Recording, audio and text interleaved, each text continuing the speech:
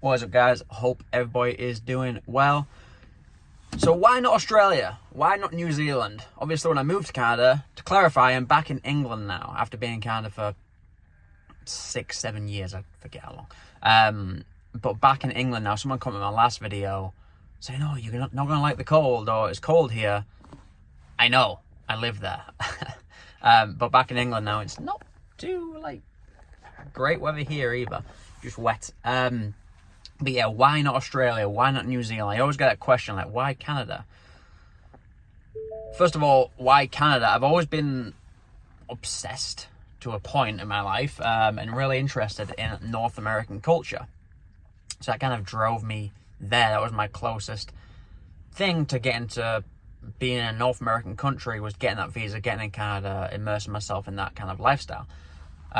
Second of all, the biggest question, why not Australia? Why not New Zealand? Obviously, when you get a Commonwealth visa, 2-year working visa, I'm not sure if it works the same way. I think you have to go and, I think if you go to Canada, you can literally just go there and do a working holiday visa, and you can work if you want. But if you have the funds to just kind of do what you want, you can do what you want, but you have the option to work too.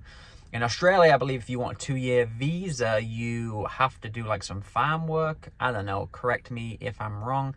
But the reason why I chose not to go to Australia or New Zealand, one, you can't really get much further without coming back.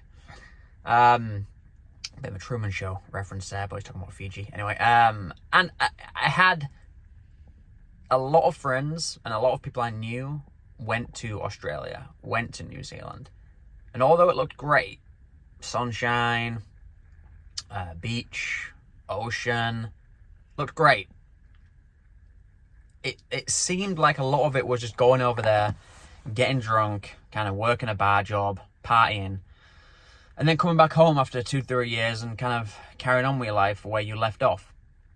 I wanted to go to Canada and kind of make something and kind of work and become something there, carry on, and not just come back to England a couple of years later and be like, okay, back to the drawing board now. I wanted to carry on developing as, not that you're not developing if you go to Australia and do that and party or whatever.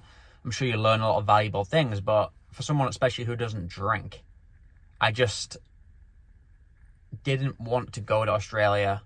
New Zealand I'm not seeing so much of. New Zealand looks beautiful. I haven't seen the party culture that I've seen of my friends going and whoever going to Australia.